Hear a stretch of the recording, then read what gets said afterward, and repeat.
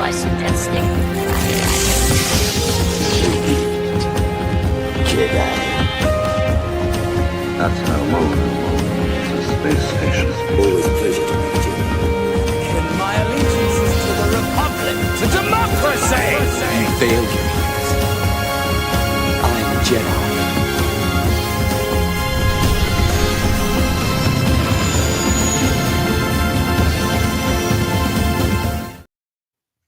All right, folks, welcome to a live edition. I have been forced to tell this joke. So I apologize in advance to everyone who ends up listening to this. But did you know that all the Sith hide in the shadows, shrouded in mystery? Unless you count Dooku. Oh, wow. Oh, wow. I didn't Mike, make these up, folks. I didn't make these up. why did we force him to do this, Mike? That was great. I don't know what you're talking about. Brilliant. Hello, explorers. Welcome. I'm Jack. I'm back. Welcome to episode 113, live. What could possibly go wrong? However, as always, thank you very much for joining us. And if you like what you hear, please leave us a rating on your podcast provider of choice. And like I've mentioned, we're live. So if you're watching live, please like, share, and subscribe via YouTube. Yes, and welcome back if this is your first time with us. I'm Jimmy, and we are blessed to be joined by a man who was just off it. He came back from vacation just for us, I think. Yeah. So we're so excited to have you. Get you started before you jump back into things next week. Mike, how are you doing? I'm doing great. Well, first of all, thank you guys for having me. And yes, I ran home as soon as possible, as soon as I got back from my vacation, just for this live stream. But yeah, thanks again for having me. Awesome. Right. This week, we're going to start off with a bit of a question because the quiz is coming back. Again, for those that are watching live, feel free to drop the answer in the chat. Mike, you probably know the answer. So this week's question then is, what is the name of Ahsoka's home planet? Like I said, drop it in the comments, have a little think, and we'll be reading out who got it right next week here on the podcast. Now, as always, me and Jimmy are going to dive into this week's Force Encounters, but I am super intrigued onto Mike's Force Encounters. So this week, this week for Star Wars Force Encounters, I've been down to my local shop. It's a TCG shop. Now I'm in Canada. Long story short, they've got loads of vintage Star Wars goodness down there. So we've been spreading the love of Explore the Force. So I get some more Canadian listeners and viewers, hopefully. And yeah, that's been my Star Wars encounter this week. What about you, Jimmy? Have you got anything? Yeah, just got done recording a breakdown of Trials of the Jedi, the last book in the High Republic series, with Marie from So Much Life and with Johnny Olafs at Starboard Files. So that was super exciting. It's always good to talk about those. And then we're getting plans for a big council meeting on the High Republic. So that, and then getting ready for some stuff with Mike or the other Mike, the mailman, I guess I should say, on Tuesday night, because we're going to start our deep dive into the prequels. And then we realize that we'll do one each week. And then on the fourth week it'll be the 1 year anniversary of Jedi and the Mailman, which sounds crazy. Nice. I had no idea that we've been doing that live show for that long. So yeah, lots of good, fun Star Wars stuff. And then of course we get joined by a man who loves Star Wars. So that's pretty awesome as well. What can go wrong? All right. For mine then, it's really hard because I was on vacation for the whole week. I do wear a Star Wars shirt pretty much exclusively everywhere I go. So usually I'll get an encounter of somebody being like, "Oh, nice shirt," or "Did you watch whatever?" But I did have a very long discussion with one of my cousins over the break of we just talked Star Wars for like hours. And granted, he hasn't seen everything, but still, it was fantastic. So any time to talk Star Wars for hours on end, that's why I do it for a living. You can make a living out of it, Mike. Yeah, exactly. So when you go on your vacation, did you try to like? I mean, we talked a little off air, like you're checking your phone and stuff, but like, were you like trying to give? Because like I know my wife and Jack's wife, we call them Star Wars widows. And so, so when we go on vacation, we try to limit what exactly we're doing. So, were you trying to like, pull back a little bit? I mean, you could be chomping at the bit for Tuesday. Yeah, I mean, thankfully there wasn't anything groundbreaking that happened over my break, which was nice. But there was some things that I was like, okay, I kind of want to talk about that. So it was like I'll have to wait a whole week to talk about this. But still, yeah, you kind of got to take a step back to and enjoy vacation a little bit. Yeah, Yeah. yeah. So people don't know, Mike goes live Tuesdays, Thursdays, and Saturdays. Oh yeah, Tuesdays and Thursdays. What time on the East Coast you all go? all three are 2 p.m. Eastern Standard Time. Okay, Yeah. all three of them are that. And then if you're a member like I am, right, give Mike some of your hard-earned money. Sometimes we get like you did Andor, Yeah. Watch leading up to Andor parties. yeah, we did the watch parties and some stuff like that. So it's a lot of fun. And again, if you haven't checked Mike out, you need to, especially in the world that we're living in today with all the negativity. I love it when I'm watching your show and someone comes into the chat and tries to be a negative Nelly or tries to be a jerk, and then you don't even have to say anything to them. Like your group, we all kind of jump on that person, and then you're like, and then Mike's always like, this show is called A Guy Who Loves Star Wars. What did you think you were going to get here? So that's always kind of like my favorite thing of some dum dum that kind of slips into your stream. Yeah, it is. It is something else. Like, not that I did it on purpose, but the name is A Guy Who Loves Star Wars, and it's just so crazy to me when somebody clicks on that and then just starts bashing on everybody in the chat or bashing on me. Even I don't really care. I can take it, but it just doesn't add up. I'm like, what went wrong here? Why'd you click on this in the first place? Like, what happened? Awesome. Brilliant. Now you said obviously you've had a week wait out Star Wars, and we have had a little bit of news coming in. I know we've got some huge news, haven't we, Jimmy? Yeah, it's kind of crazy. So diving into the news, we've heard, was it this week or last week that we found out there's going to be no Marvel, no DC, no one's going to San Diego Comic-Con, right? And I was kind of like, Yeah. whoa, that's like, Hall H, Crazy. that's Yeah. that's huge. And then there's going to be, I'm kind of curious as to what they'll have. Now we just found out that George Lucas, Guillermo del Toro, Doug Chang are going to be doing a panel, which is nuts. That's crazy. Yes. And basically they're going to be talking about the power of illustrated story and they're going to offer a sneak peek to Lucas's Museum of Narrative Art. So that's really exciting. Lucas's museum is dedicated to the illustrated storytelling across time and cultures. I'm not going to read all these people's names, but there is a ton of stuff. I can't wait for Celebration because I'm going to make that part of my trip in 27. But this is going to be like nothing I think anyone's ever seen before. And the fact that he's coming in, having this conversation, smart, I think. How do you guys feel? Like, we just get this terrible news that, in my mind, it was kind of terrible that, I love getting those little bits, even Marvel and stuff like that. I love hearing what's coming down, and then we're not getting anything. But now we're gonna get the maker himself. So, you guys excited for that? What'd you think about when you heard the news? Go for it, Mike. Yeah, no. Anytime we get a George Lucas sighting in the wild is pretty great. I'm sure a bunch of good stuff will come out of that. He'll be asked, I'm sure, a ton of Star Wars questions.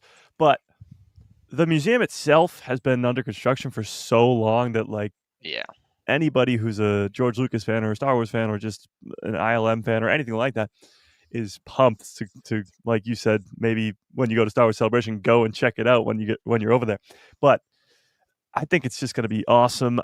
I certainly hope, and correct me if I'm wrong, but there hasn't been anything about Star Wars because DC and Marvel have been like, we're not going. But Star Wars hasn't really done anything yet. So maybe we're setting the stage for a Mando teaser trailer, which would be nice. But a man can dream. So I'm very excited. George Lucas, anytime we get to see him is a great day. Yeah, totally agree. Your museum sounds amazing. It's definitely going to be on my bucket list as well for Celebration. Just seeing all the models, props, concept art, everything like that. It's I think it's any Star Wars fan's dream, isn't it? Well, I think anyone who loves movies and storytelling, like it's not just going to be. I can't even really wrap my head around what it's going to be until I get there. I think. It looks amazing. Just the structure itself is phenomenal. Yeah. And then just the history of cinema and storytelling that are going to be part of that. You might need a week just to get through it. I don't know. Yeah, because when people think George Lucas, they really just think of Star Wars for the most part, but he's done so many other things, like not just other films, like helping out on Indiana Jones and stuff and making all these other movies, but he's the reason we have all these CGI movies now or green screen or whatever you want to call it. Like, he's the guy who did all that stuff. Like, there's so much in the behind the scenes stuff of George Lucas that he created that really doesn't get talked about enough, I guess. And I think this museum will shine a light on it, hopefully. Yeah, it'll be exciting. It'll be exciting. I think that, definitely making a part of my trip going to Celebration, because I don't how often I'll get out there, but yeah, I'm super excited for that. Yeah, we've got Steve in the chat. Live streams are back this week. Like Mike's already mentioned, they've been missed. I've missed them. Me too. Me too, Steve. Me too. Brandon Tran's coming as well. Hello, everyone. Hello. Thank you for joining. Awesome. Next bit of news that we've got is Andor is still going strong. No surprise. Loads of releases on the way. I'm a bit surprised that one of the releases is a art book that's released.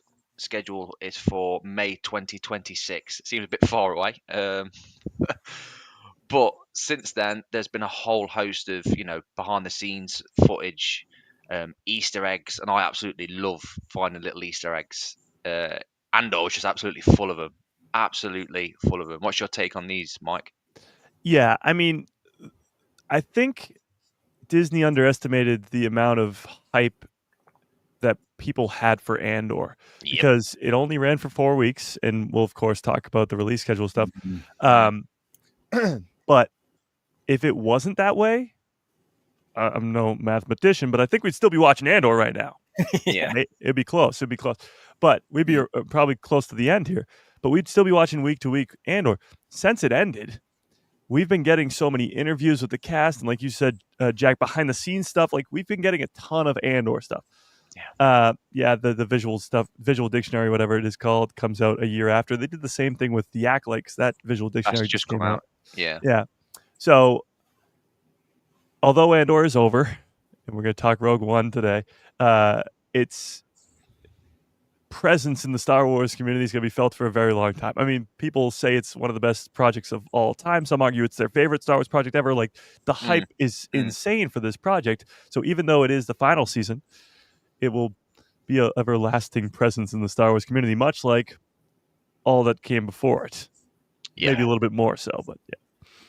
Yeah, for sure. Yeah, I know, like last week, I think Charlie and I talked about that Maul spider head thing that was in there. Yes. Just little things like that where I think that's going to be the gift that keeps on giving, because we're just going to keep finding things, and then one person who will find it and share it, and then it'll get out there. I'm excited to see all the stuff. And it's kind of funny because, Tony is famously, I don't care about Star Wars, but the people working with him really cared about Star Wars. And I mean, they plug all that stuff in, and I'm excited to see how that stuff slowly matriculates into our culture and the things that we find out. But no, absolutely. And because Lucasfilm is making these projects, even though Tony Gilroy is the man, whenever we talk about Andor, we talk Tony Gilroy. There's so many other writers, so many other directors, and so many, like countless people working on the backgrounds, all the special effects, all that stuff that throw in those little Easter eggs, like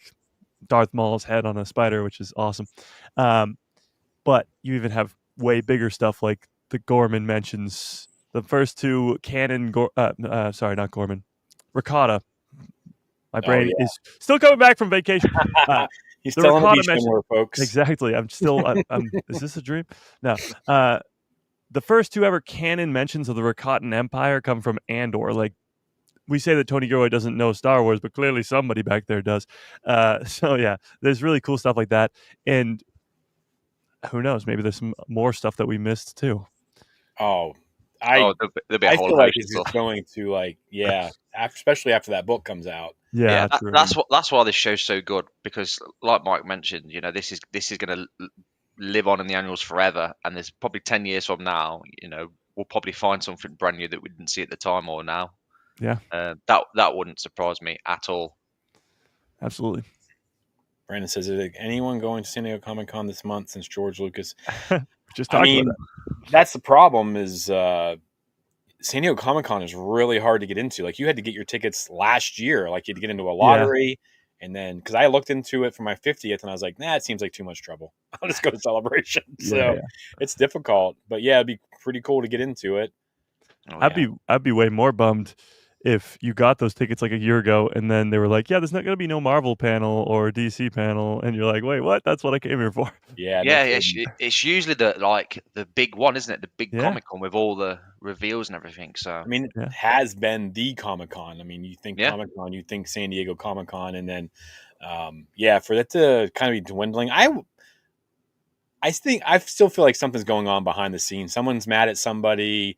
You know, we got D23 as well, though. Like, I mean, everyone's trying to make their own cash, and you know, Yeah. you don't want to give stuff up if you're doing it at D23 because they got Marvel, they got Avatar, I mean, they got so much stuff that they could drop, and it just, you know, but there's part of that tradition and culture. You know, I don't know. It's kind of a bummer. Yeah, I honestly think from a Marvel and DC standpoint, and I just watched Superman this morning, Oh, actually. so good, right? Oh, it was awesome. Yeah. Which I was very happy about. I was sort of hesitant going in, didn't really know because we've had a bajillion Supermans.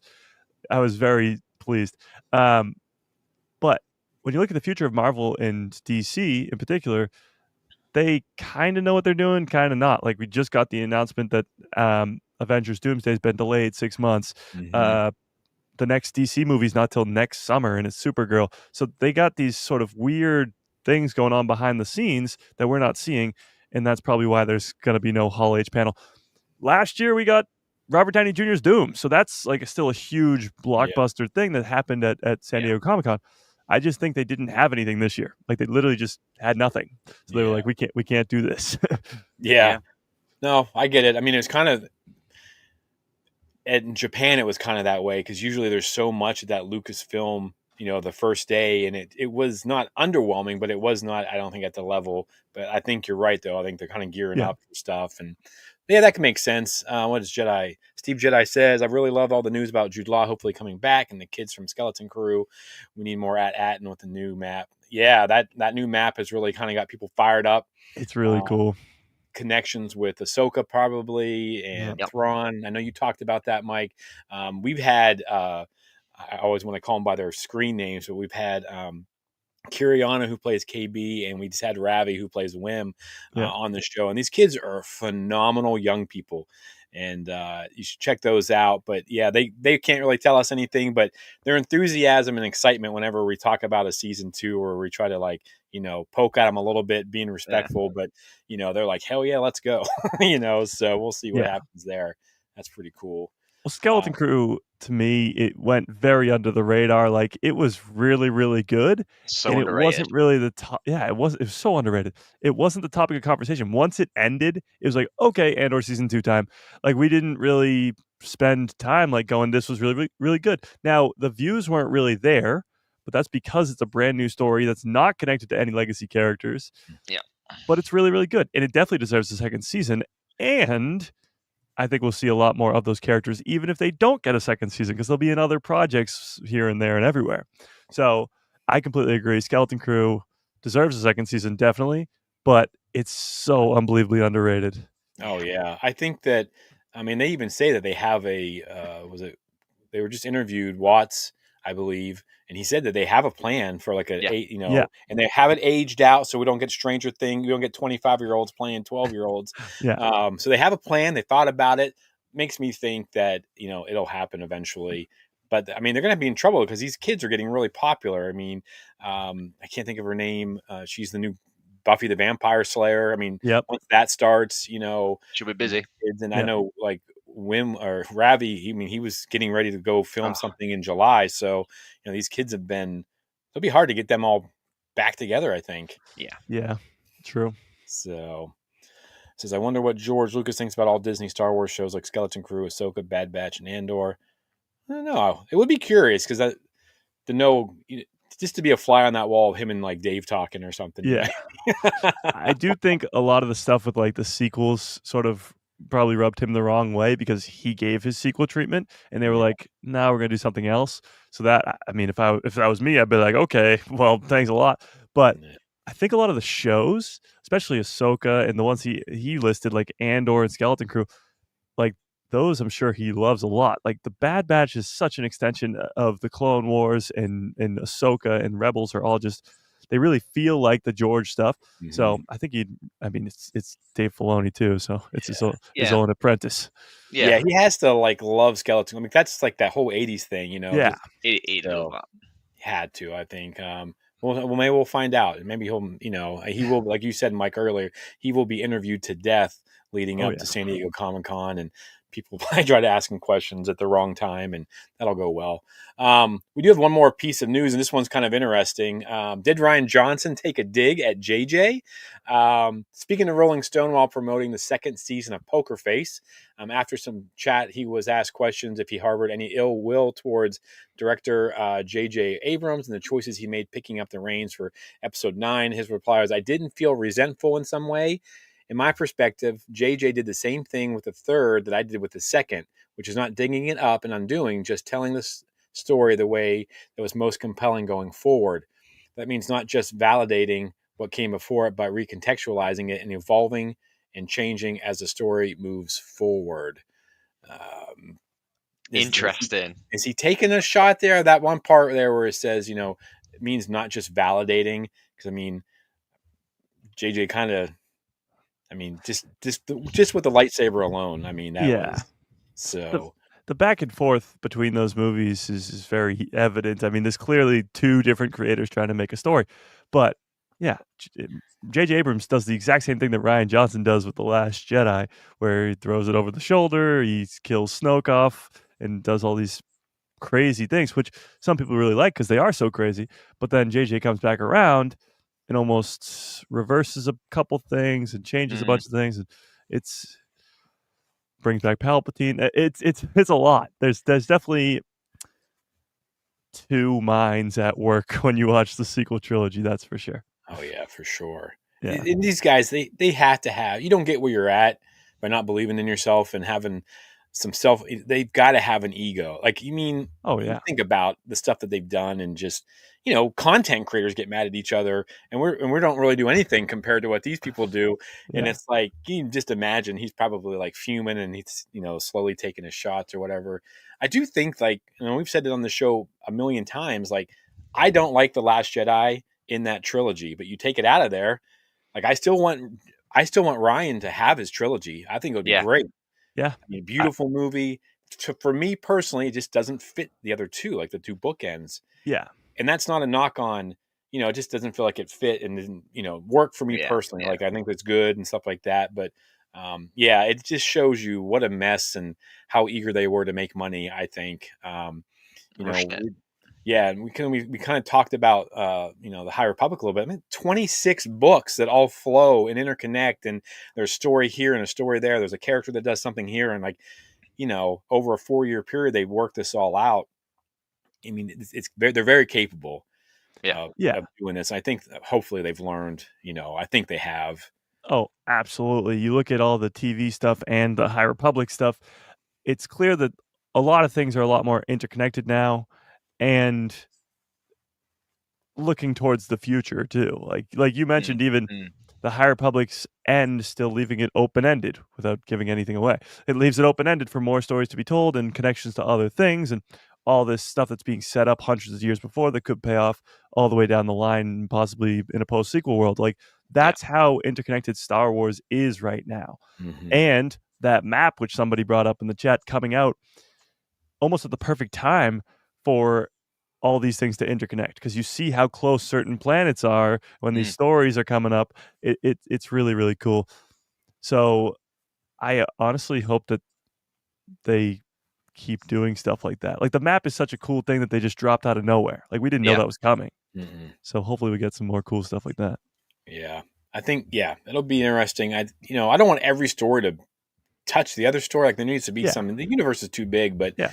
it is fun. Like, you love those connections, and that's what that's Marvel's made. That's their jam right there. Is just building on these stories. I do see it in reverse. Like, I feel like they're kind of going back now, and they're kind of fixing those mistakes where they're like, they're inserting things like in video games with the High Republic, or then a Force Vergence in a book, or just these different things that are trying to make it. They're trying to solidify a little bit more Yeah. learn from their Yeah. past mistakes and then drive. Because there's a lot of stakes with the Rey film coming out. Like, Oh yeah. I mean, Star Wars if is. that movie bombs and like it's legitimately not good, like people like us who will find the good in something. If we don't like it, Star Wars could be in a little bit of trouble. I think. I was about to say, mate, Star Wars is very fragile. I think. Oh yeah. Personally, it's Absolutely. like walking on cracked glass. I think at the minute, with all the fans like us underneath holding the glass. Yeah. Yeah. But like Jimmy just mentioned, I mean, not everything's going to be interconnected, but the sequel trilogy itself, as many people have very differing opinions on it, Mm. can be fixed, for lack of a better word, with other projects that came before it or after it. If the Rey movie is unbelievable, like it's really, really good, and people start to like the character of Rey specifically more, maybe Finn's involved and Poe's involved, whatever, that immediately makes you like the character more. So when you go Yeah. back and watch the sequel trilogy, you're going to like those characters more. But even still, the questions like somehow Palpatine returned and why Luke's on Arc 2, like that, some of that stuff is being hinted at every once in a while. You got Project Necromancer in the Bad Batch, you got Project Necromancer in the Mandalorian, like this a lead up here. And I think, again, fix is a horrible word because some people don't think there's anything wrong with it, but Well, there's filling ways the to gaps. filling the holes, filling the gaps. There's ways to do that, and I think they have been doing that at a Yeah. very With the very good comics. way. Comics too, and books too. I always bring up the book Shadow of the Sith. Have you guys read that one? Yep, With yep. the older Luke, older Lando looking for his kid, and Rey and the parents and stuff. Like that alone, that one book made me like Rise of Skywalker like 1,000 times more because it explains the Ochi of Bastoon dagger. It explains Rey's parents. It explains all this stuff, and I'm like, okay, that's so cool. So now when I watch Rise of Skywalker, it's a completely different movie because I'm like, I know where that comes from. I know where that goes from. So it's already better. So I certainly hope that they can continue down that route. Yeah, absolutely. Yeah, I think they've learned a lot. I think that, trying to get a return on their investment. I think there's pressures outside of just, we fans, we think we're like, oh, we're the important people. They don't care. They care about those investors and, getting us there. And I know they needed to get a quick return on, what was it, $4 billion purchase they made. So, but pretty excited for that. We'll see what happens. Again, I didn't like The Last Jedi that much as part of that trilogy, but I do feel that Ryan could probably make an awesome trilogy. Yeah, I think so. If it's, I mean, he's done it. He's some great movies out there. So, yeah. But you guys ready to talk about the main show? Oh, yes. All right. So we today, and this is a topic, this is one of the reasons we wanted to bring Mike on. We wanted somebody that, Mike, you probably talked about Andor more than a lot of content because you're on 3 times a week. You talk a lot about this. You cover all the news and things like that. And this is a journey that's from 2016 until 2025 that we're talking about. So we're going to start with Rogue One. We're going to kind of talk our way through it. And then, we'll come back around to it after we get through Andor. But, think back December 2016. Director Gareth Edwards. The movie is written by Chris Weitz and Tony Gilroy comes in for that, starring Felicity Jones and Diego Luna. And Rogue One hits the theaters. And I don't think anybody was prepared for what this was going to do to Star Wars. Can you guys remember how you felt? And I know I'm pretty positive that we're all big fans of it, but can you remember like what your thoughts were, how you feel about the movie?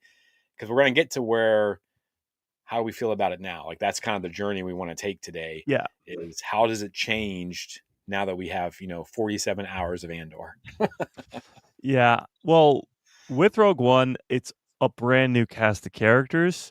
And before seeing Andor, you have attachments to these characters, but not really. Like they all die by the end of the movie. So you're like, okay, I get to spend a couple hours with these guys, but they're just the messengers, which ironically, they're just the messengers. And they get the Death Star plans. They fill this sort of plot hole, I guess, in A New Hope, and they serve their purpose. So I don't really back in 2016, 17, 18, whatever, I didn't have a connection to Cassian. I didn't have really that big of a connection to Jyn or so or anybody like that. And then 24 episodes later, something else happened. But I really didn't have that connection. So the movie was great. It was still great at the time. All those characters, though, I was like, okay, they're cool, but I'm not going to sit here and act like they're the next coming of Ahsoka or Anakin or Obi-Wan or anything like that. So great movie. it was in my top 5 even before Andor, but at the time it was sort of like, okay, these characters don't really care. Cool lightsaber cool hallway scene at the end, cool Leia showing up, Tarkin's back, like all that stuff's cool, but don't really care about those characters specifically. All right. About you, Jack? Yeah, no, fair point. So I went into Rogue One blind pretty much because I didn't really see any trailers or anything like that. Obviously, we hadn't had the podcast going. I was into Star Wars, but not as into Star Wars as I am now. And I didn't have any clue really. I knew what it was about, but where it was going to lead to. And sort of what Mike's saying with the characters, I totally get. And I think that what they did very, very well is to get people to care about those characters. So in some form, every single one of those characters, I'd probably say apart from Cassian, has got something wrong, whether they're blind, whether they've just come from the Empire, whether they've lost their family. So they're building the connections with the audience straight away. So they did a good job of making you care to a degree. But like Mike said, by the end of the film, it's like, okay, not really missing them because we know what happens anyway. So, and I think that's where Andor does such a good job with Cassian as a prime example and the film. Well, that's kind of the next thing. So, I think we all really enjoyed the movie. Like we said, it's high up in our rankings. I mean, I know some people it's their favorite Star Wars movie. And again, like we're not really super connected to these characters. But then we get the announcement that Cassian Andor, is going to get his own TV show. What responses, how are we feeling? Like who? Like you had to go back, maybe look who's Cassian Andor or something. You know what I mean? Because there's a lot that had happened. What were we thinking whenever we got this announcement that this, not a random character? I mean, I would say that it's Felicity Jones and Diego Luna are the heart of that movie. But and this is something that I feel like changed. I don't want to give too much away, but like Rogue One is like Felicity Jones. It's Jyn Erso's story. Yeah. But then we're getting the side characters. I don't want to call him a side character, but you guys know what I mean. Like, how did you feel whenever you're like, wait, what? Well, I mean, with the live action shows, when we got The Mandalorian, it was kind of like what? It was the first ever Star Wars show. We didn't know who the Mandalorian was going to be. He looked like Boba Fett, which was cool. But we didn't know much of anything. They left Grogu out of the marketing, so it was sort of the same reaction that I had with Andor. I was like, who cares? What is this? At the time, I think a lot of people wanted to see and still do, I guess now, but like a Vader show or something, more of a prevalent character in the Star Wars timeline. And then we get Andor, and we're like, okay, cool. I believe it came around the same time we got the announcements of like Ahsoka and probably Kenobi. And so those ones are like, yes! And then you're like, Andor, cool, sure, go away. We'll talk about you another time. So it came in way under the radar for me because, like you said, maybe I can't remember, but maybe I didn't even remember who Andor was at the time. I was like, who's search it on Google, who's Andor? So it was coming out around Titans, like Kenobi, and at the time, The Mandalorian was enormous. So it was really just like, who cares, to me at least, at the time. Yeah. Yeah, I wasn't sure what to think. I was like, this is kind of random, but all right. But I always hated those fans like, we don't need a solo story. We don't need this. I'm like, well, we don't need any of it technically. Yeah, like, you don't need it. Need it. But we'll take it. Yeah, but we'll take it. Yeah. So I was like, yeah, let's go more Star Wars. So how about you, Jack? Where were you at? Because I don't even know if we knew each other yet. Like we may have been chatting on that Discord, but I'm not sure we even knew each other yet. No. Again, just like Mike, like, so what? It's just another side story. And exactly that as well, where we don't need it, but I'll take it, I'll watch it. And it's the same sort of feelings I had when I was watching the first couple of episodes as well. I was still a bit like, okay, it's a bit slow. I'll keep watching it though. It's Star Wars. And then, just like life, bam, it just hits you. Yeah, for sure. All right, so let's talk about the season 1 then. So it sounds like most of us we don't really have expectations for this. We're not really sure where it's going. We didn't get a lot. I don't feel like we got as much. Like we knew, like Andor season 2, we knew, all right, every 3 episodes it's going to be this, it's going to be that. And It was a lot more hype surrounding it, I think, than season one. How did we feel about season one? I mean, you talked about these juggernaut shows that were coming out, Kenobi and Ahsoka, and stuff like that. How did we feel? And that's also, we can throw in there as well, the release schedule, because I do think it plays a big Huge. part in both series. Because for me, I hated the way season two came out, but I loved it at the same time. If I wasn't creating content, Yeah. I would have. I mean, there would have been no doubt. I'm loving it. I'm in it. But then trying to break down, a full movie every week was. I mean, we were a mess over Brutal. here. And we had, with multiple people that run through us. So yeah, I just kind of. I don't know. It was all over the map with it. But how did we feel about season one? And then, of course, after that, the potential going into for season two. Well, I remember season one, especially watching the trailers for season one. Other than Cassian, you don't know who any of the characters are. Like, they're all brand new characters. You don't know who Marva is, Luthen is, Bix is, Cyril is, like, none of them. So the trailers don't give you much, except for maybe a few cool action sequences. But I remember watching the first 3 episodes, and sort of like Jack was saying, I was like, this is slow. This is slow. It's good, but it's very slow. And hoping it's going to pick up. And obviously, having seen first seasons of other shows before, I'm like, okay, this is probably just laying the groundwork type thing. But I remember the first premiere was all 3 first episodes because they knew that was going to work. And honestly, they probably were seeing to the future where this is going to work a lot better for season 2 too. But the first 3 episodes drop, and I'm like, okay, really, really slow but good start. We'll see where it goes from there. And like you talked about with the release schedule, we got week to week a couple double up episodes. I remember, yeah, a couple double up episodes. But it was so like Lucasfilm again didn't know what they had on their hands with Andor that they put out Tales of the Jedi right in the middle of the season. So I think it was one of the best episodes too. I think it was One Way Out. Oh my! It might have been either that or the episode before it. It was around that time in the season because people were like, "Okay, this is really slow. It's getting a little bit better, but we want." And then they gave us Tales of the Jedi for people who, because it has no lightsabers, it has no Force, and people who want that can get this.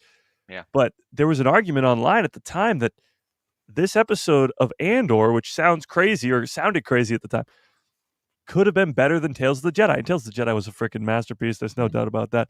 But putting those out at the same time just shows that Lucasfilm didn't even know what they had on their hands when it came to Andor. And the release schedule thing was very, very strange. Yeah. Season 1, to me, was really, really good. Immediately, so many people were putting it as the best Star Wars show ever. I did not have it there. I probably had it top 2 or 3. But once season 2 came around, things changed. But when season 1 came out, I remember so many people, it was like just a war zone because people were going at Andor, and some people were like, this is the greatest thing that I've ever seen with my 2 eyeballs. So I just remember it being very chaotic, especially with the release date in Tales of the Jedi. Yeah. And the Star Wars fandom as divided as ever, pretty much. Yeah. The release schedule, how they did it, I think worked really well in terms of doing like 3 episodes for an arc. Yeah. And I think it sort of alludes to what we were saying about Rogue One. So I think the path that they wanted to have, or the vision, if you like, because we knew obviously Andor was the lead up, the build up to Rogue One, and we know Tony Gilroy is an absolute genius. So I think what they wanted to do with the movie was we've got Jyn Erso's character, but now with Andor, we've got Cassian. Instead of just having that one person's route through the movie, now we've got 2 people that go in different directions, but then meeting again. Yeah. So it's absolute genius from the start. But yeah, there was lots of different highlights for me in season 1. It was a slow burner. I was definitely on that latter bracket of saying it is a masterpiece. Give it time. And I remember when the Prisoner Narkina 5 scene came out and the cosplay stuff for it, and it took off. It absolutely exploded. I did both the Prisoner runs at London Celebration, Japan Celebration, and they are just getting bigger and bigger. And it's little things like that, again, will make these sort of things last forever. Oh, for sure. They're just huge. And yeah, in terms of the release schedule for season 2, it's like Steve's saying in the comments. I'll just read this out quickly. He said it's mixed emotions at first, the release schedule, but then I love the release schedule for season 2. It's like watching a Star Wars movie each week, having a new movie each week. Totally agree. That's how it felt for me. It was a Star Wars movie every single week. I think they learned some of the lessons and looked at some of the feedback, what people were saying, how it was quite slow. But yeah, I think in terms of release schedule wise, I think season 2 worked perfectly. It was a nightmare for, like you say, Jim, for yourself. For me in the UK at like 2 in the morning as well. I tried to stay up, didn't I, for the last Yeah, part you to come on did. You alive, couldn't and make it. I got to the last episode and I piled in. I just went to sleep.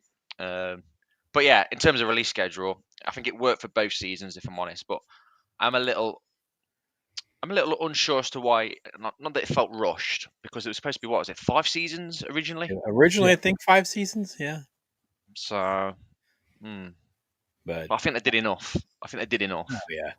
Yeah.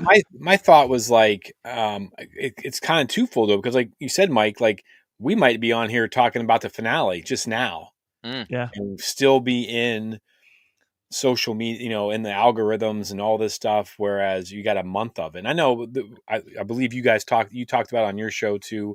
I know we talked about it, like, Yeah. what's the process, what are they thinking Yeah. here? Season 1, as an older gentleman, you can tell by the gray in the beard, I'm used to, every week you get a new story. It takes a break at Christmas time, then you get 2 months or 3 months off during the summer. So like I've been trained from a childhood, and I think that streaming has kind of made people, and binging has kind of made people not appreciate the storytelling. So like and I do agree that I do think that they were real slow. I wouldn't say boring, but I would say slow. Yeah. But like it's just like this slow grind and this storytelling and these things that are happening. And if you could, but that doesn't get clicks, right? You don't get the clicks by saying, well, this is really great storytelling. You're like, oh, this is boring and this sucks. And people are like, oh, I want to click on to see what this guy has to say. Yeah. So, Yeah.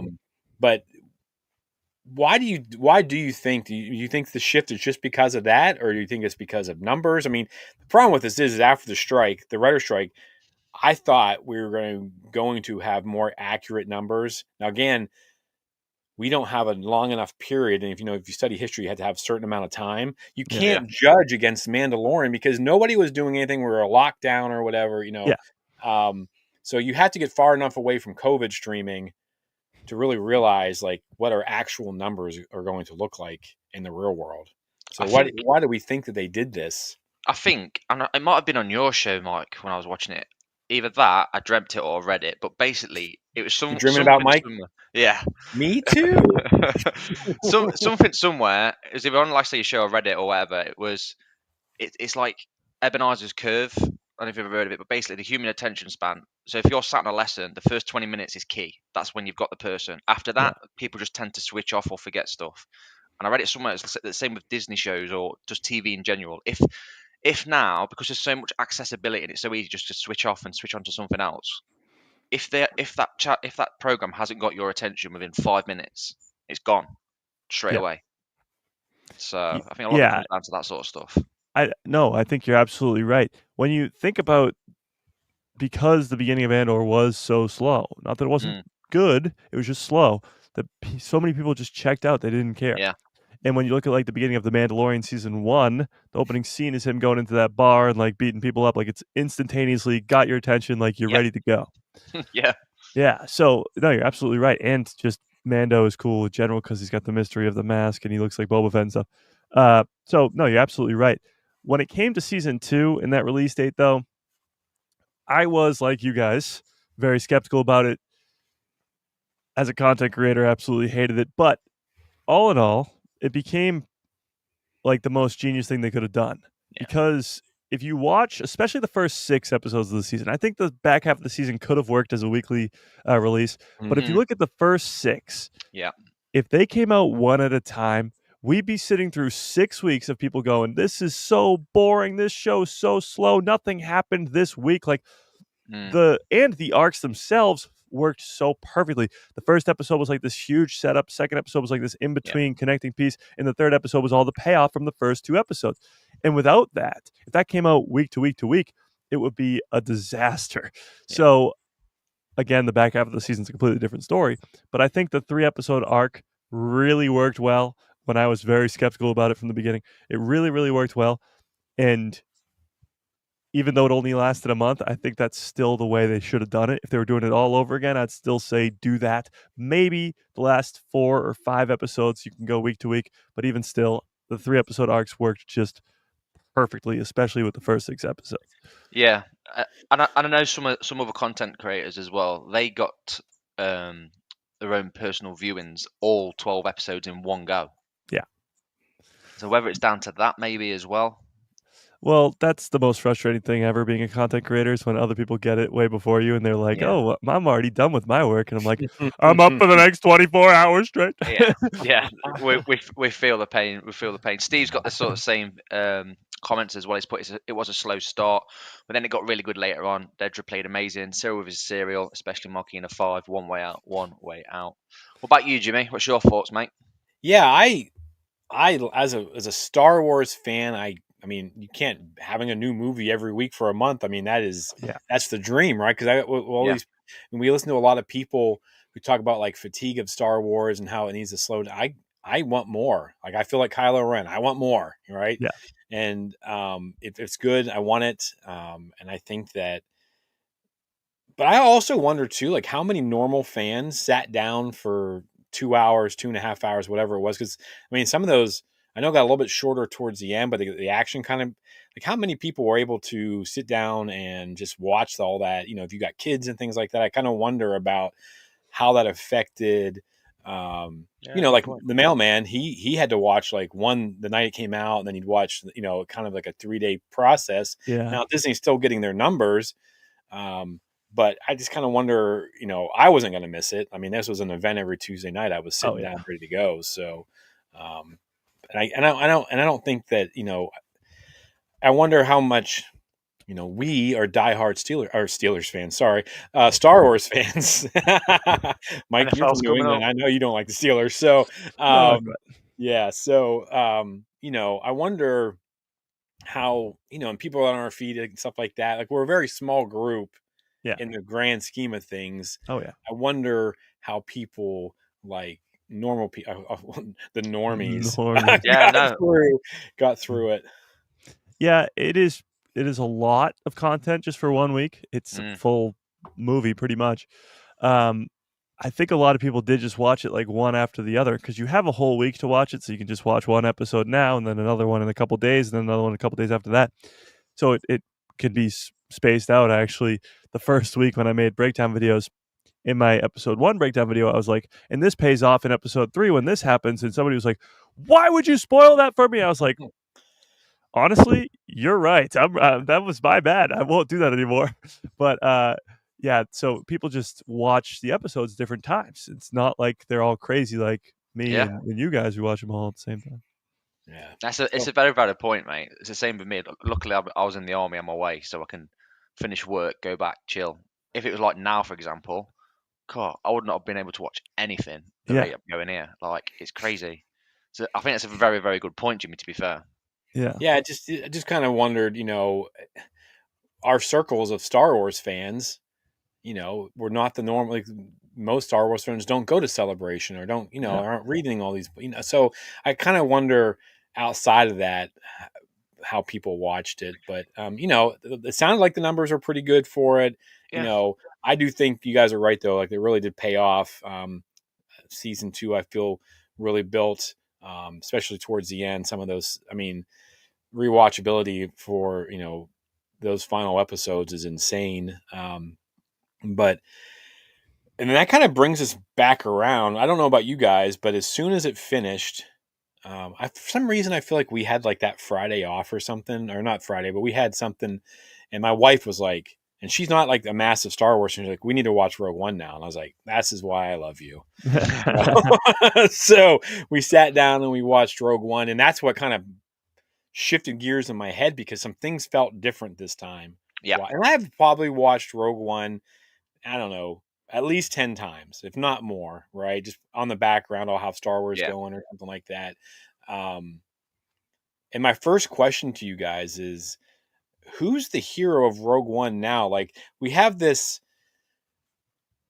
we had this when we first sit down and you watch Rogue One. Like, I don't know, it's Jyn Erso's story, but Yeah. we have gotten no more time with her. We haven't seen her. She wasn't mentioned in the 24 episodes. We got a little bit of Saw Gerrera.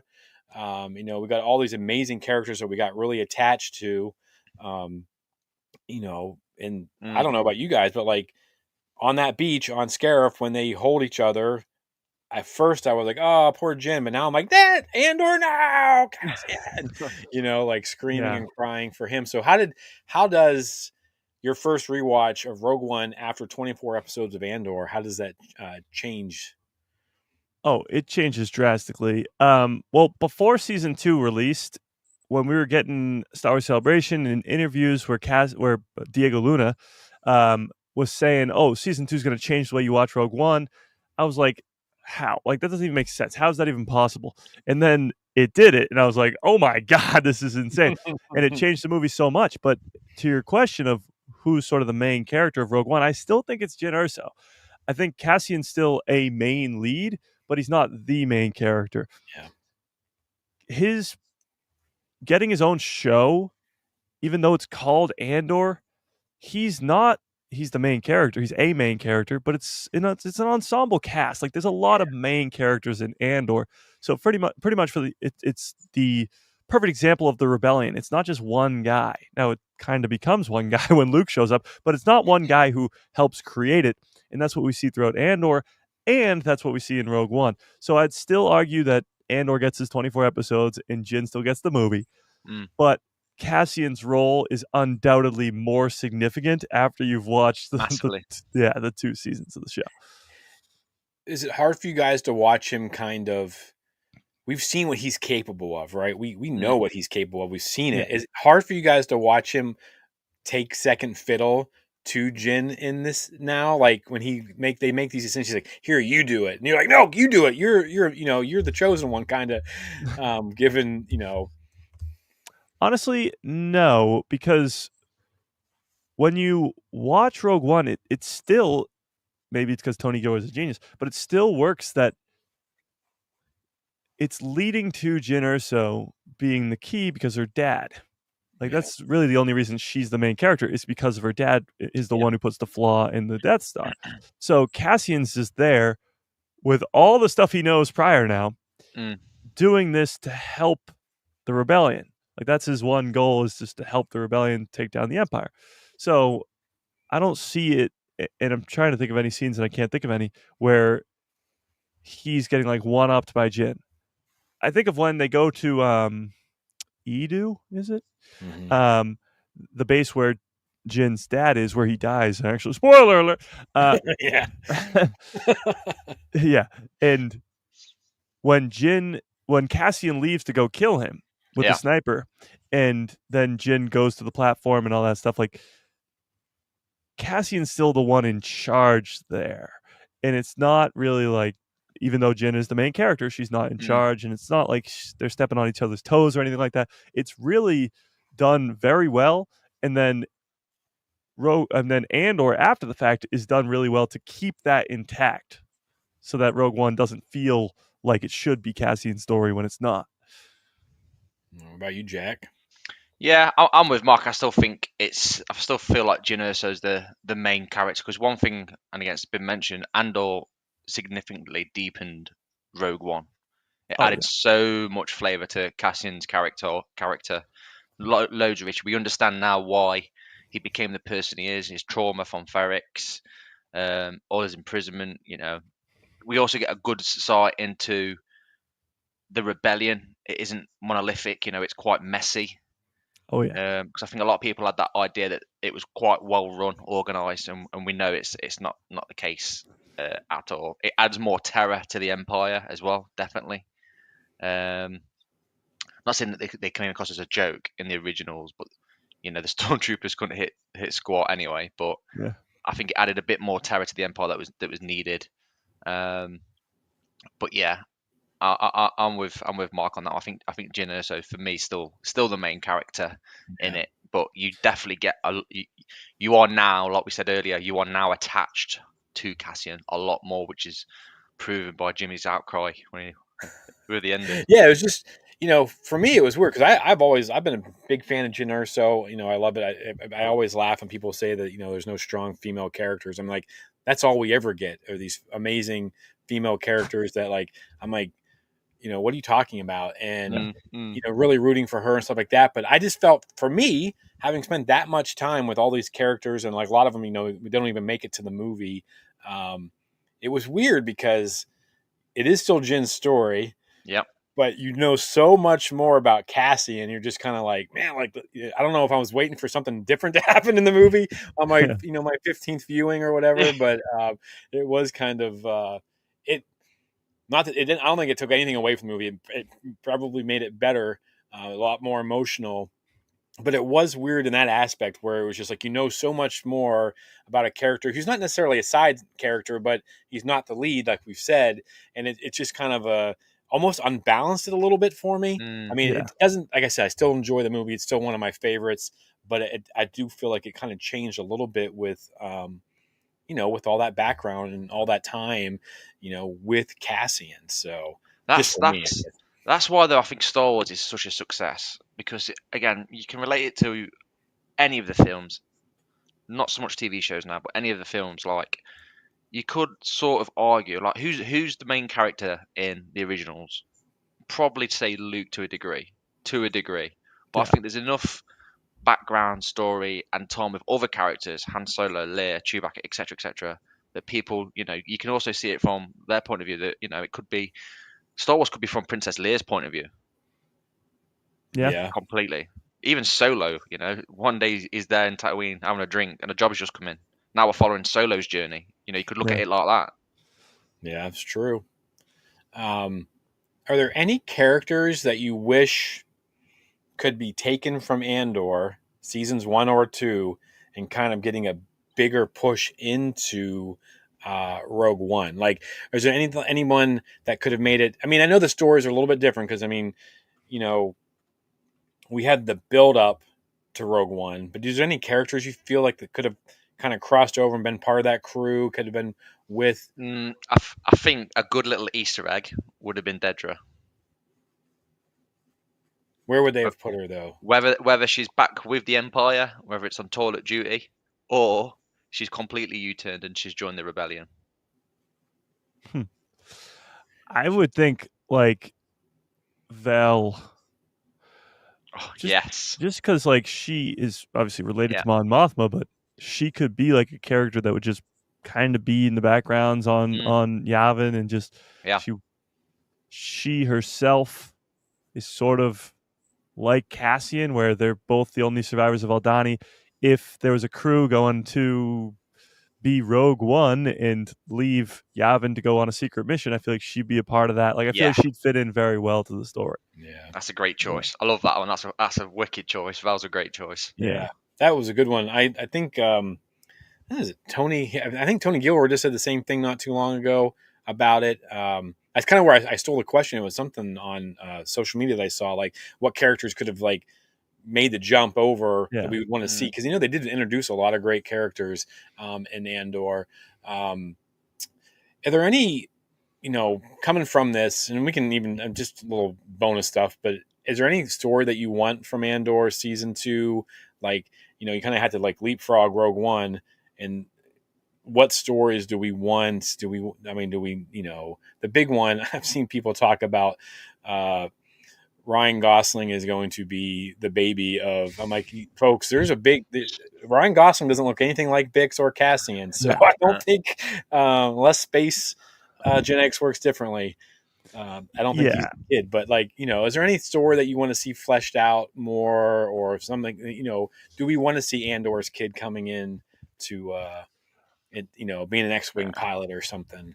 Well, as much as we talked about earlier how interconnected the Star Wars story is and how things can all over the place 50 years before can connect to 50 years later, I think it shouldn't. Like, Cassian's kid, as much as people want to be like, oh, you could make him Poe Dameron, you could make him Ryan Gosling or whatever.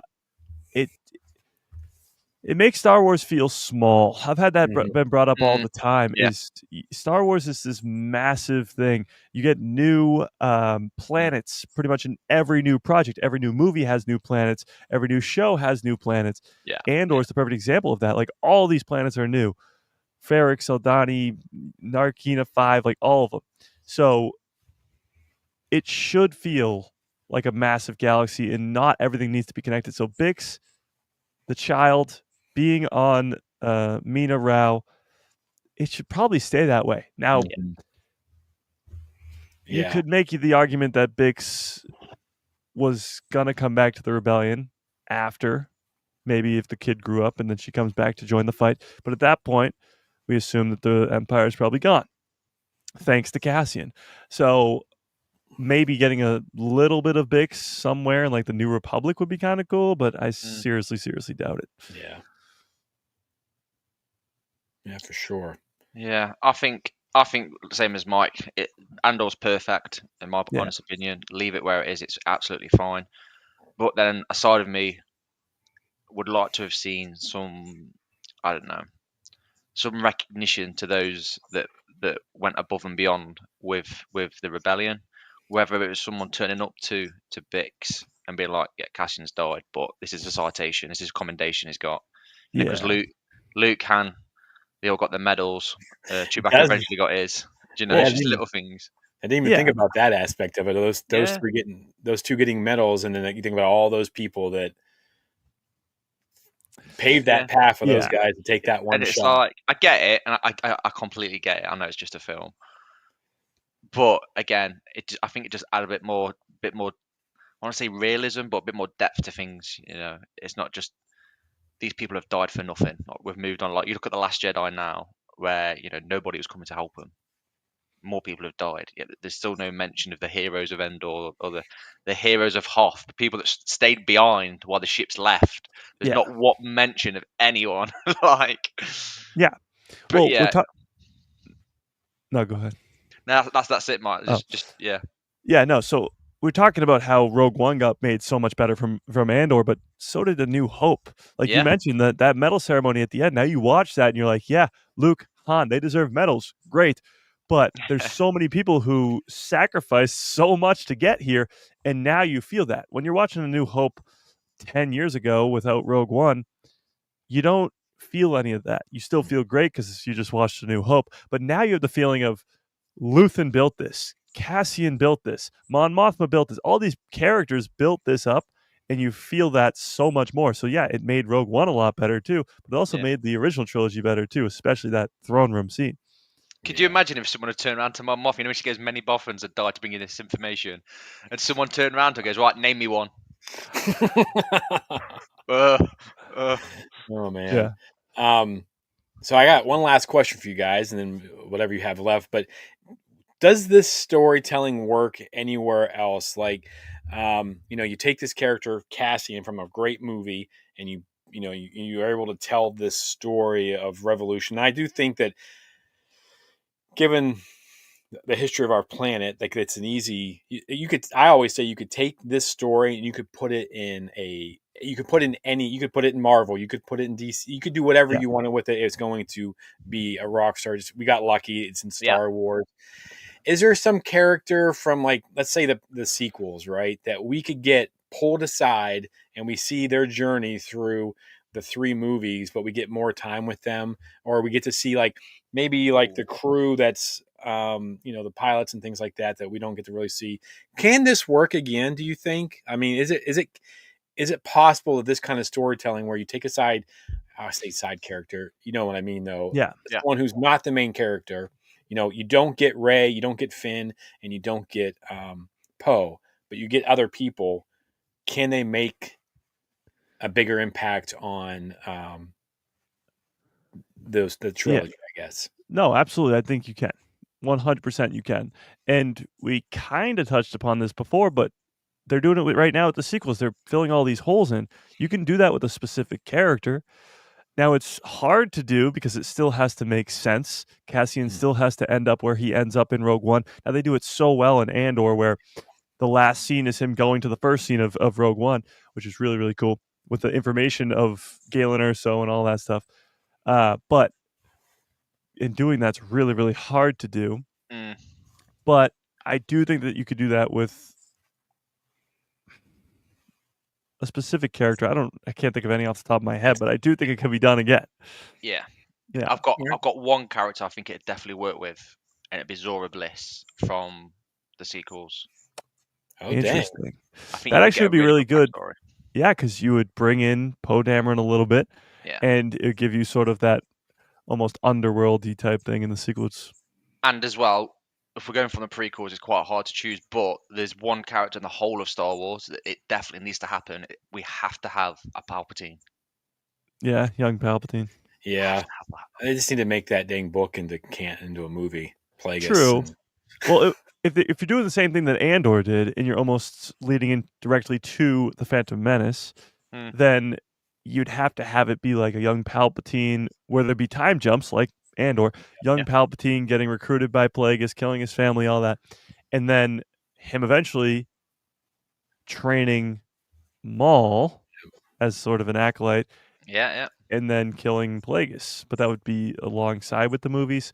So yeah, it'd be pretty cool. Can you imagine if they did it though, exactly like that, Mike, but all the movies? So we're seeing it from original as well. You know, he's getting a call from Vader. I've got some bad news. Death Star 1's been blown up. Could you imagine that? And then Rise of Skywalker, it's like, boom, I'm back. Right, this is what happened. Thanks for whoever sorted me out the clones, and you imagine that. A young Palpatine show could do a lot for the sequel trilogy. For everything. For how he comes back and all that stuff. Yeah, because he's learning it from Plagueis. And you're like, oh, wait, that's clearly a reference to what happens later down the line. Yeah. He teaches him about Exegol or something crazy like that. Like it'll be wild. And it was done from his point of view. So obviously, like we've read the book, Star Plagueis, but then they put a bit more into it, and they do it so well that you start thinking, you know what? Actually, I don't like the Jedi. I don't like the fact that there's no Empire, there's no rules. It's the galaxy's a mess. I can see why we needed this. That'd be pretty awesome. That would be twisted, man. If you're sitting there rooting for old Papa Palps towards the end, no, Luke Skywalker's the bad guy. Be like Barney in How I Met Your Mother when it comes to the Karate Kid. Kind of like complete reversal. But oh man, any final thoughts on Andor's impact on Rogue One? Andor's impact on Star Wars? Like, what are you guys thinking? And we'll wrap this up. Well, actually, before we even touch on that, this popped into my head while you were saying that. If you guys watch Breaking Bad. Yeah. Oh yeah. So Breaking Bad, you're rooting for Walter White the entire time. He's the bad guy. Yeah. I have this conversation all the time with people about this. Yeah. So if they did that with Palpatine, and you're like, I'm rooting for this guy, but he's the bad guy the whole time. That would be great. Yeah, that would be. That'd be great. But going to answer your question now, I wanted to touch on a little bit of the specifics that Rogue One gets changed, or not changed, but gets better. Okay. Yeah. One of the biggest things when I watched Rogue One immediately after watching Andor season 2 was the opening scene for Cassian.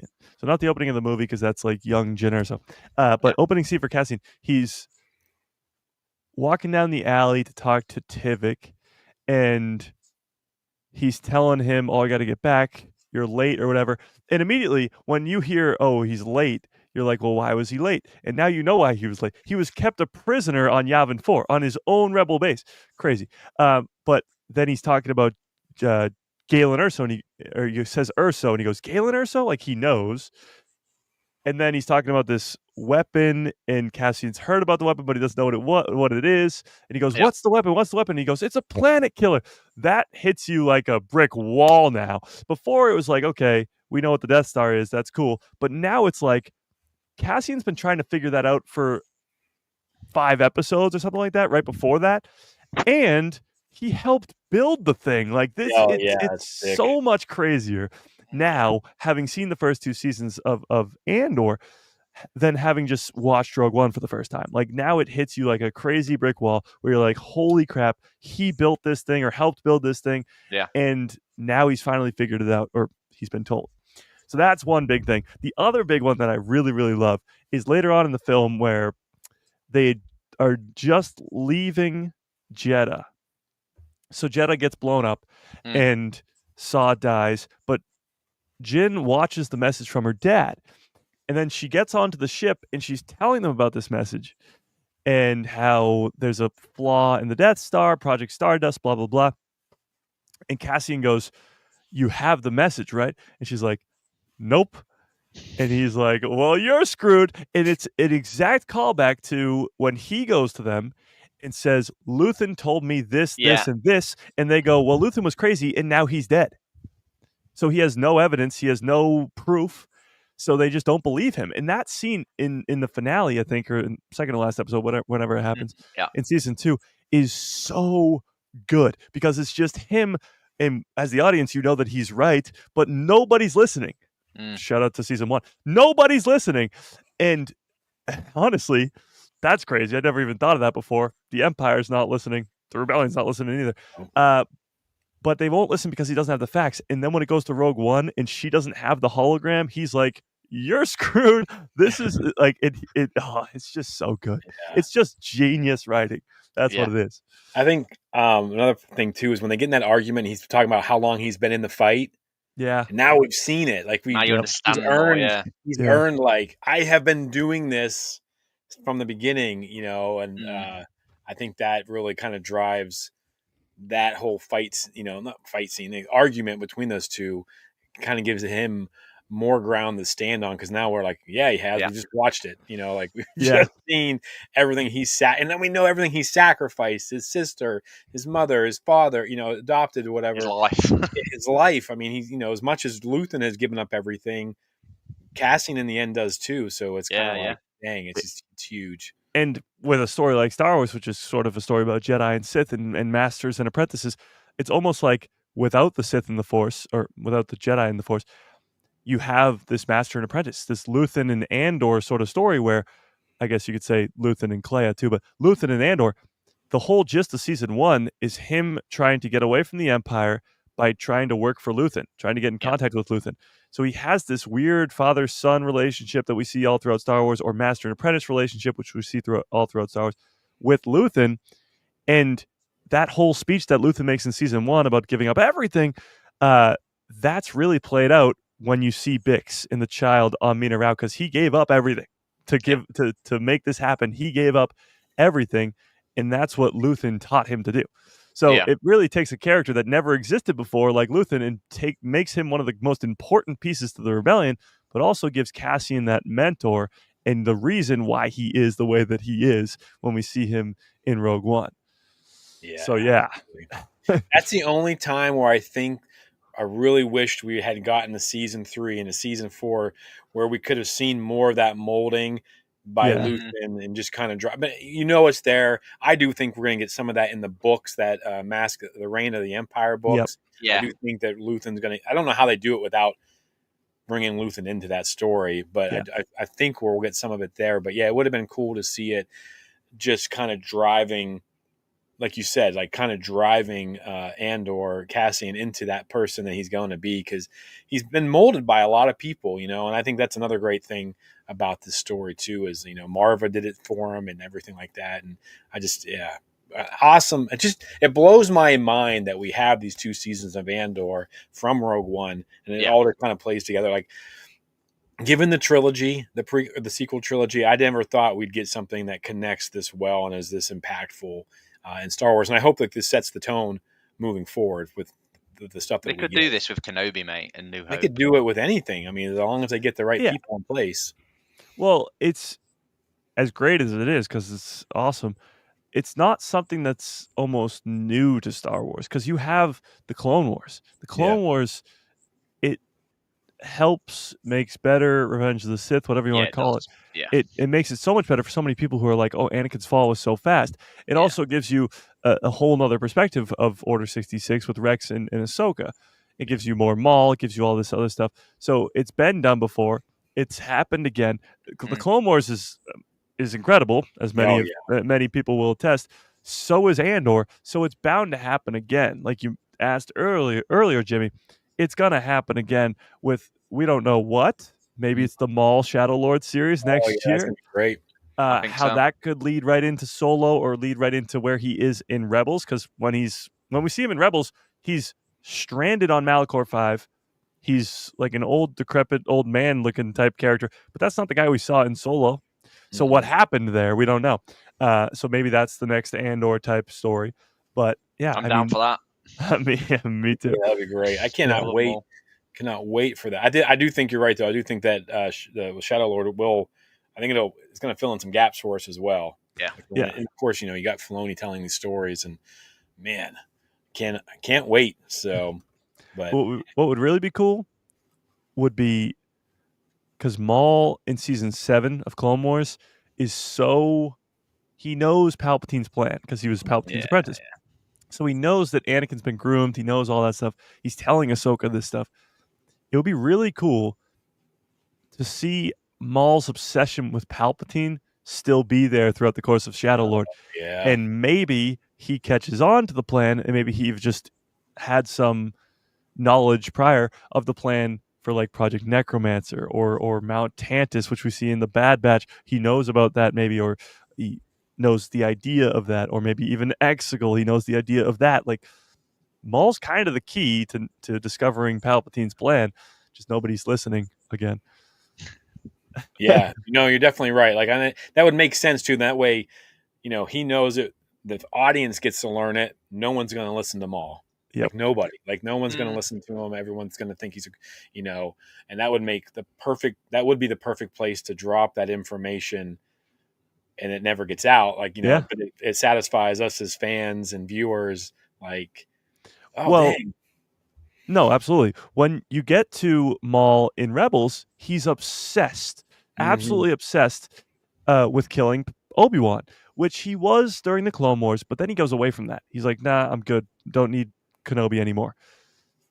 What if he sees something or knows something or finds out about something that makes him that obsessed again? Because when we see him on Malachor 5, he's there to use that kyber or the holocron to activate the weapon that's on Malachor 5. He's trying to get this, whatever sort of weapon this is, to destroy somebody. The only likely option is Palpatine. So something happens between Solo and Rebels, which we're going to see in Maul Shadow Lord, which makes him go so crazy that he goes to Malachor 5 just to try and find a way to either kill Palpatine or stop the Empire or whatever that may be. So that's going to be really, really cool. I've always wondered why he never grasped Palpatine into the Jedi. Or why didn't he, if he really hated Palpatine that much, why didn't he take his whole criminal underworld that he has to go take him down? Now, maybe he does, and maybe he loses miserably, like we see Asajj Ventress try to kill. He got spanked pretty hard. Him and Savage did, didn't they, in Clone Wars? True. So maybe he's trying to train Darth Talon to go take down Palpatine. Maybe he's trying to train Kira to go take down Palpatine. I don't really know. I think that's a good shout. It would be pretty. Talon. It would be pretty cool. Yeah. Very cool. All right. Yes, that's awesome. I'm all fired up now. I know. Yeah. next week's topic sorted. Yeah. So, oh man. Well, Mike, I want to say thank you so much for coming back, jumping on here with us, and I also want to say, and I've said a lot, when I first got back into Star Wars, I had taken the hiatus, and this was 10, 12 years ago. I'm getting, I don't want to say names of people out there, but I was getting taken down the wrong path, right? I was real negative, and I was pretty off. I tell a story about the prequels and my hate towards the prequels. And then you find the right people, Force Center podcast with their positivity and things like that. And I'm just glad that you're out there doing what you do. For people who are coming into it, I've even told my nephew about you. I'm like, you got to check out this guy. He's a 12-year-old kid who loves Star Wars. He needs to kind of be steered that way a little bit sometimes too. So I just want to say thank you for doing everything you're doing and the community that you've built, and taking time for us. Like I really do appreciate it. And I appreciate just what you're doing for Star Wars, because we need more of it, man. Well, that's very, very generous. I appreciate that quite a bit. No, absolutely. Anytime I come on this and talk Star Wars, whatever you guys want. But I appreciate the very kind words. You guys are doing the exact same thing over here. It's something that was missing in the Star Wars fandom, which seems like it's come back around. Mm-hmm. Like it swayed one way to a very negative place for a few years, and it's coming back around. But there's a lot more positive Star Wars channels popping up everywhere, so it's really nice to see. But yeah, like you just said, there was a time where it was even myself was going down a dark path, pretty much.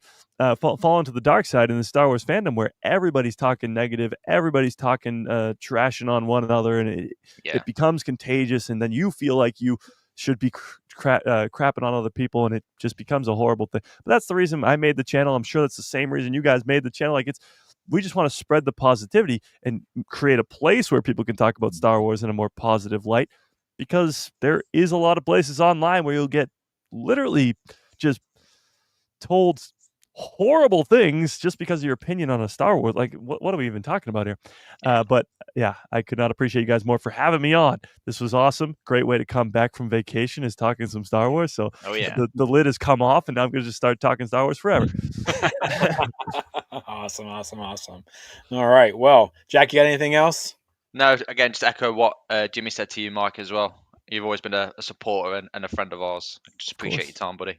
All right. Well, for all of us, welcome back, Mike. We're excited to see your energy on Tuesday. It's probably going to be insane with a week off. So, and for all of us, we have spoken. We'll see you guys next week.